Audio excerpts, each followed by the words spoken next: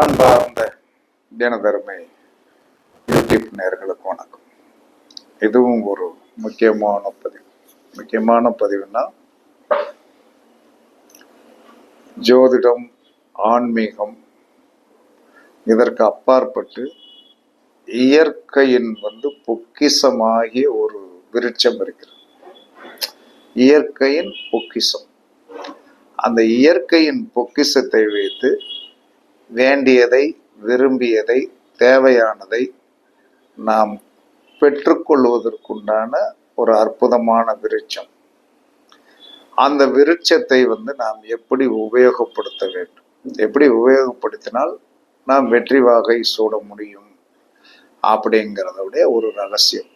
அப்படி ஒரு விருட்சம் இருக்கிறதா என்று சொன்ன இருக்கிறது. இந்த பூமியில் படைக்கப்பட்ட ஒரு விருட்சம் இருக்கிறது. அது கர்ம வினையை எடுக்கும். இதை நான் அந்த வீடியோ பேசியிருக்கேன்னு நினைக்கிறேன். இப்போதைக்கு நான் சொன்னேன்னா, ஒரு வீடியோ குருவை பற்றி போட்டேன். ஏன்னா மக்களுக்கு செல்வத்தை பற்றி போடலைன்னா என்ன சொன்னேன், நிறைய பேர் படிக்க மாட்டீங்க. செல்வத்தை பற்றி போட்டால் தான் நிறைய பேர் படிப்பீங்க. சரி, இருந்தாலும் செல்வத்தை ஈர்க்கக்கூடிய சக்தியுடைய விருட்சத்தை பற்றி சொல்லிடுறேன். ஆனால் என்னதான் என்ன சொல்லலாம்னா, செல்வம் வந்தாலும் கர்ம வினையை போக்கக்கூடிய ஒரு விருட்சம் இருக்கிறது. கர்ம வினையை சரி பண்ணிட்டு தானே செல்வத்தை வாங்க முடியும். அவன் என்ன சொன்னான்னா, பல்லு விளக்கிட்டு சாப்பிட முடியும். நம்ம பல்லு விளக்காமலே சாப்பிடக்கூடிய ஒரு நிலைமைக்கு போயிடக்கூடாது. அதனால கர்ம வினையை நீக்கக்கூடிய சக்தி ஆழம் விழுதுக்கு உண்டு. ஒவ்வொரு மனிதனும் தன்னுடைய பிறந்த கிழமை அன்று போய் ஆழம் விழுதை தன்னுடைய தலையில வைக்கணும். தலையில வச்சுட்டு ஒரு 5 நிமிஷத்துலேருந்து 7 நிமிஷமா, ஏன்னா வெக்கமா இருக்கும். ஏன்னா எப்படி ரோட்டடியில் இருக்கும், அவன் போறவன் பைத்தியம் தலையில வேற வச்சுட்டு நிற்குது, இது என்ன பைத்தியம் அப்படின்னு சொல்லுவாங்கிற வெக்கம், பிறர் என்ன நினைப்பார்களோ என்று சொல்லக்கூடிய ஒரு மனோநிலை, இதெல்லாம் இருக்கிறதுனால தான் நம்ம முன்னேறாமலே இருக்கும். நீங்கள் நினைத்ததை இன்னைக்கு வரைக்கும் நினைச்சபடி அனுபவிக்காம இருப்பதற்கு காரணமே, யார் என்ன நினைச்சுக்கிடுவாங்களோ அப்படின்னு சொல்லிட்டு என்ன சொன்னாங்கன்னா, வீட்டு வாசல்ல கூட ஒரு சேர் போட்டு உட்கார மாட்டோம். என்ன காரணம்னா, யாரு வெளியே உட்காந்துருக்காரு, பௌர்ஷமா உட்காந்துருக்காராக்கும் சேர் போட்டு அப்படின்னு சொல்லுவாங்களேன்னு. தாழ்வு மனப்பான்மை. இந்த பிரபஞ்சத்தில் நான் சொல்லக்கூடிய ஒன்றே, உனக்கு என்ன தேவையோ அதை நீ அனுபவி. அதுக்கு பிறருக்கு கஷ்டம் கொடுக்காமல் அனுபவி. உன்னுடைய உடல் என்ன சாப்பாடு கேட்கிறதோ அதை நன்றாக சாப்பிடு, நன்றாக உழை. பிறருக்காக நாம் என்ன சொல்றான்னா, இதை அவங்க என்ன நினைப்பாங்க, இவங்க என்ன நினைப்பாங்க அப்படின்னு நீங்க நினைக்கின்ற வரைக்கும் முன்னேறவே முடியாது. அப்ப ஒருத்தருடைய கர்ம வினை தீரணும், நல்லா இருக்கணும். பரம்பரை கர்ம வினை தீரணும். பரம்பரை கர்ம வினை தீரணும். ஒரு கர்ம வினையில ஒரு வர்க்கத்துல என்ன சொன்னா, பெரியவர்கள் ஏதோ ஒரு தவறு பண்ணிட்டு போயிருப்பாங்க. அந்த தவறு என்ன சொன்னா, அதே சந்ததி தொடர்ச்சியா பண்ணிட்டு, அந்த சந்ததி என்ன சொன்னா தொடர்ச்சியா பண்ணும். அப்ப அந்த தொடர்ச்சியாக பண்ணுவதற்குண்டானதை நாம முயற்சி எடுத்து என்ன சொன்னா அதை தீர்க்க பார்க்கணும். அப்ப எல்லா மனிதனுக்கும் ஒரு கர்ம வினை இருக்கிறது. முன்னோர்கள் செய்த ஒரு டிஎன்ஏவில் இருக்கிற தவறு தொடர்ச்சியாக வந்துகிட்டு இருக்கிறது. அம்மா செய்ததை பிள்ளை செய்யும், மாமியார் செய்ததை மருமகள் செய்வாள். இது வந்துட்டே இருக்கும். இதை யாராவது ஒருத்தர் என்ன சொன்னாலும் தீர்க்கணும். அப்பா சின்ன வயசுல இறந்து போயிருப்பார். அதே மாதிரி இந்த ஒரு சந்ததிகள் என்ன செய்யும்னா, அப்பா இல்லாம வரும். அதுக்கடுத்து இன்னொரு சந்ததி பிறக்கும். பிறந்து என்ன சொன்னான்னா இவர் அப்பா ஸ்டேஜ் வந்த பிறகு பிள்ளைகள்லாம் பிறந்த பிறகு இவர் இறந்து போயிடுவார். இதெல்லாம் தீர்ப்பதற்கு ஏதாவது ஒரு சொல்யூஷன் முன்னோர்கள் சொல்லாமலா போயிருப்பாங்க. அந்த சொல்யூஷன் தான் ஆலமரத்தின் விழுது. எந்த ஒரு மனிதன் தன்னுடைய பிறந்த கிழமையில் போய் ஆழம் விழுது, நல்லா தொங்கிட்டு இருக்கிற விழுது எடுத்து தலையில வச்சுட்டு ஒரு 12 நிமிஷமோ 5 நிமிஷமோ நின்று, எங்கள் வர்க்க வழியில் முன்னோர்கள் செய்த கர்ம வினைகள் எங்களுக்கு தீரணும் அப்படின்னு சொல்லி என்ன சொன்னா, நீங்கள் சுற்றும் முற்றும் பார்க்காதீர்கள். மனிதர்கள் என்ன சொன்னா, எல்லாரும் நம்மளை கவனித்துக் கொண்டிருக்கிறார்களே அப்படின்னு நீங்க நினைப்பீங்க. இது உங்களுடைய நினைப்பு. எல்லாத்தையும் கவனிச்சுட்டு இருக்கிறதுக்கு அவனுக்கு வேலை, அவனுக்கு என்ன வேலை இருக்குதோ அதைத்தான் பார்த்துட்டு போவான் அப்படிங்கிறத நம்ம நினைக்கும். அப்ப ஆழம் விழுதை தலையில் வைக்க வைக்க வைக்க கர்ம வினை குறையும். அந்த வர்க்கத்தில் வந்து முன்னோர்கள் செய்த கர்மங்கள் போகும். அவர்கள் பட்ட கஷ்டங்கள் நாம் படாமல் இருப்பதற்கு இந்த ஆழம் விழுது வந்து ஒரு அற்புதமான பொக்கிஷம். இதை நான் பரிச்சித்து பார்த்திருக்கிறேன். நான் போகும்போது வந்து என்ன சொன்ன, எங்க தோட்டத்து பக்கத்துல கொஞ்சம் தூரம் தள்ளி வந்து ஒரு ஆழம் விழுது, நிறைய பெரிய மரமா இருக்குது. தலையில வச்சுட்டு நிற்பேன். வண்டி இங்கிட்டும் போய் என்ன ரோட்டடி, வண்டி இங்கிட்டும் போவாங்க அங்கிட்டும் போவாங்க. நான் ஒண்ணுமே இதுல உத்து பார்க்கறதெல்லாம் கிடையாது. வச்சுட்டு கொஞ்ச நேரம் இருந்துட்டு என்ன சொன்னா, அந்த நிழல்ல இருந்துட்டு வந்து வீட்டுக்கு போயிடும். வாரத்தில் ஒரு நாள். இதை இன்றும் செய்து கொண்டிருக்கிறேன். இதனால் வந்து என்ன சொன்னா, முன்னோர்கள் சொல்லி வச்சாங்க, நம்ம போய் வந்து அதை செயல்படுத்துறோம். அப்படி செயல்படுத்தும் போது நன்மை நடந்ததா? கண்டிப்பாக நன்மை நடந்தது. கண்டிப்பா அதுல ஒரு நன்மை இருக்கிறது. அத வாரம் வந்து நம்ம வந்து ரெகுலரா போய் செய்யக்கூடிய ஒரு மனோநிலை அந்த மரம் இழுக்கிறது. உறுதியா போவேன். என்ன காரணம்? நான் போயிடுவேன். என்ன காரணம்னா, போகும்போது நமக்கு உண்மையாகவே கர்ம வினை போகிறது, கரும்பீடை அகலுகிறது. அதனால யார் ஒருவரும் ஒரு ஆலமரத்தை பார்த்து வைத்துக் கொள்ளுங்கள்.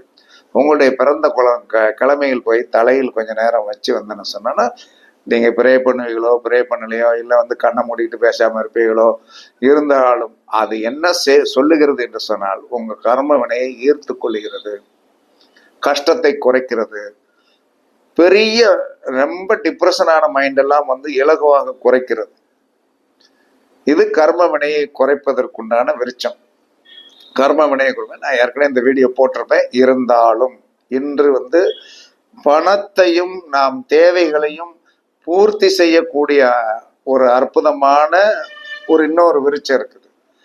அப்ப கர்ம வினையை வந்து நீக்கி, அதாவது வாஸ்து பண்ணும்போது என்ன சொல்றாங்கன்னா, இடத்தை சுத்தம் பண்ணி தான் வாஸ்து பண்ணணும். நம்ம சுத்தம் பண்ணாம வாஸ்து பண்ண முடியும். அப்போ ஒரு இன்னொரு செயல் நம்ம சொல்ல போகும்போது அதற்கு முன்னாம இதை செஞ்சுக்கிடுங்க. செஞ்சுட்டு என்ன சொல்றாங்கன்னா, எப்பையும் வில்வ இலை ஒன்று எப்பயுமே வீட்டில் வச்சிருங்க. அந்த 3 இதாக இருக்கும். வில்வ இலையை வந்து வச்சிருங்க. வச்சுட்டு எல்லா மனிதனுமே ஒன்று வந்து என்ன சொன்னா, பிரம்ம என்பது வந்து என்ன சொன்னா, சூரிய உதயத்து வரைக்கும் இருக்கும். பிரம்ம முகூர்த்தம் என்பது சூரிய உதயம் வரை இருக்கும். அப்ப சூரிய உதயத்திற்கு ஒரு அரை மணி நேரத்துக்கு முன்னாடி எந்திரிச்சு முகங்கால் கை கழுவி கிழக்க பார்த்து உட்கார்ந்து அந்த வில்வ இலையை வந்து என்ன சொன்னா, நீட்டா வந்து என்ன சொன்ன, தண்ணியில போட்டு இந்த நெத்தியில வந்து ஒட்டிருங்க. நிற்கும். நெத்தியில ஒட்டி வந்து இப்படி அண்ணாந்துருக்கணும். ஏன்னா கொஞ்சம் வந்து நான் ஃபேன் போடக்கூடாது. என்ன காரணம்னா, ஃபேன் போடும்போது அந்த ஒட்டி இருக்கிறது ஈரத்துக்குள்ள வந்து இந்த ஃபேனோடைய காற்று போய் வந்து என்ன செய்யும்னா, படக்குன்னு விழுக வச்சிடும். நமக்கு நெத்தியில ஒட்டி இருக்கிறது என்ன சொன்னா வந்து சிவலிங்கம் கணக்கா ஒட்டணும். சிவலிங்கம் என்று சொல்லக்கூடிய கூம்பு கணக்காக தான் அந்த வில்வ இலை இருக்கும். அதை நல்லா ஒட்டிட்டு உங்களுடைய வேண்டுதல், நியாயமான வேண்டுதல் எதுவாக இருந்தாலும், நியாயமான வேண்டுதல் என்ன வேண்டாலும், பணமா, பொருளா, செல்வமா, வண்டியா, வாகனமா, அனைத்தையும் நீங்கள் கேளுங்கள். அது கண்டிப்பாக கொடுக்கும். இதை 12 நிமிஷம் முடிஞ்ச வரைக்கும் என்ன சொல்றேன்னா வந்து அதை ஒட்டி நிக்கணும். ஒட்டி நிக்கிறதுக்கு வந்து என்ன சொல்றேன்னா வந்து அந்த நடு நெத்தியில தான் ஒட்டணும். சிவலிங்கம் கணக்கு அதை நிற்கும். இந்த நாமம் போட்டிருக்கேன் இல்லையா, இந்த மாதிரி தான் வந்து அது ஒட்டும் போது நிற்கும். அப்ப நீங்கள் ஒரு வில்வேலை பிரிட்ஜில் வச்சுக்கணும். பிரிட்ஜில் வந்து பிடிங்க வச்சுக்கிட்டோம்னா அது ரொம்ப நாளைக்கு இருக்கும். கோயிலில் கோயிலுக்கு போறீங்க, சிவன் கோயிலில் வந்து என்ன சொன்னாங்கன்னா வில்வேலை கொடுத்தாலும் அதை வாங்கி சேகரித்து வச்சுட்டு ஒவ்வொரு நாளும் பிரம்ம முகூர்த்தத்தில் வந்து சூரிய உதயத்திற்கு உள்ளாக 12 நிமிஷம் அந்த நெத்தியில ஒட்டி நீங்கள் அண்ணாந்து ப்ரே பண்ணினீர்கள் என்று சொன்னால் நீங்கள் நினைத்த அத்தனை நடக்கும். அந்த நினைத்த அத்தனை நடக்கிறது, கொடுப்பதற்கு அது தயாராக இருக்கிறது. தப்பா நினைச்சாலும் கொடுக்கும், லாட்டரி அடிக்கணும்னாலும் கொடுக்கும். கர்மா என்பது நம்ம கேட்பதற்குண்டான என்ன சொல்றான்னா, கர்மா நம்ம தான் சமைக்கணும், இறைவன் சமைக்க மாட்டார். வில்வ இலைக்கு வந்து அவ்வளவு மரியாதை உண்டு. வில்வ மரம் ஒரு இடத்தில் இருந்தால் அந்த இடத்தில் எந்த தோட்டத்தில் இருந்தாலும் அவர்கள் சீதேவியாக இருப்பார்கள். ஏன்னா தண்ணீர் ஊற்றப்படுகிறது, அது வளருகிறது. அப்ப வளருகிறது என்று சொல்ல முடியாது, அந்த தெய்வ சக்தி அங்க வந்துடும். இதெல்லாம் பரிசித்து பார்க்கப்பட்ட ஒன்று, பரிசித்து பார்க்கப்பட்ட ஒன்று. ஏன் ஒவ்வொரு மனிதனும் வாழ்நாளையில் என்ன செய்வீர்களோ தெரியாது. உங்களுக்கு என்று என்ன சொல்லலாம், ஒரு காணி நிலம்னாலும் வாங்கி அதில் ஒரு போர் போட்டு ஒரு 10 மரத்த நாள் நட்டு என்ன சொன்னாலும் வாழ்க்கையை உங்களுடைய சந்ததிகள் பின்னாடி அதை பராமரிக்கிற அளவுக்கு நீங்க பண்ணுங்க. அப்படி நினைச்சா அதெல்லாம் நடக்கும். எது வேணாலும் வில்வேலையை நெற்றியில் ஒட்டி தியானம் 12 நிமிஷம் பண்ணும்போது சிறப்பான பலன்கள் கிடைக்கும் என்று சாஸ்திரம் சொல்லுகிறது. இது உண்மையா என்று சொன்னால் உண்மையே.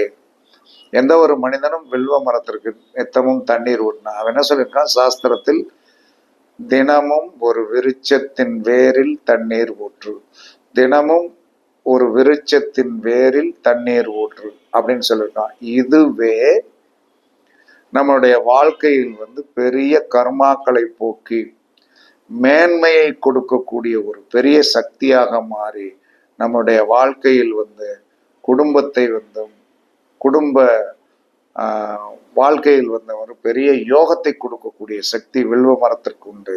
கர்ம வினையை போக்குவதற்கு ஆலமரத்திற்கு அந்த சக்தியை உண்டு, ஆழம் விழுதுக்கு உண்டு. இதெல்லாம் உண்மை. ஏன்னா பரிசுத்து பார்க்கும்போது அதோட ரிஃப்ளெக்ஷன் கண்டிப்பாக தெரியும். ஏன்னா விருட்சங்களுக்கு கர்ம வினை கிடையாது, விருட்சங்களுக்கு கர்ம வினை கிடையாது. ஏன்னா அது கார்பன் டை ஆக்சைடை உள்ளே இழுத்து கொண்டு பிராணவாயுவை தருகிறது. நம்ம என்ன செய்யறோம், பிராணவாயுவை உள்ளே இழுத்து கார்பன் டை ஆக்சைடை வெளியே விடுறோம். அப்ப அது தலைமாத்தி இருக்குது. அதனால விருட்சங்கள் வெற்றி தரக்கூடியவைகளாக தான் இன்று வரை இருந்திருக்கிறது. ஒவ்வொரு மரத்திற்கும் ஒரு கருத்து இருக்கிறது. அது காலம் வரும்போது கண்டிப்பாக பேசி மக்களுக்கு தெளிவுபடுத்துவோம். இன்று கர்ம வினையை போக்கக்கூடிய சக்தி ஆலமரத்திற்கு உண்டு. பொருளாதாரத்தையும் பொருளாதார மேன்மையையும் தேவைப்படும் செல்வத்தையும் ஈர்த்து கொடுக்கக்கூடிய சக்தி வில்வ இலைக்கு உண்டு என்று கூறி எல்லோரும் பரிசித்து பாருங்கள், வெற்றி பெறுங்கள் என்று கூறி உங்களிடமிருந்து விடைபெறுவது சிப்பிப்பாறை ஜோதிடரசு ஆதி ராகவன் ஜெயபாலாஜி. சுகமே சூழ்க, சுகமே சூழ்க. வாழ்க வளமுடன், வாழ்க வளமுடன். வணக்கம், வணக்கம், வணக்கம்.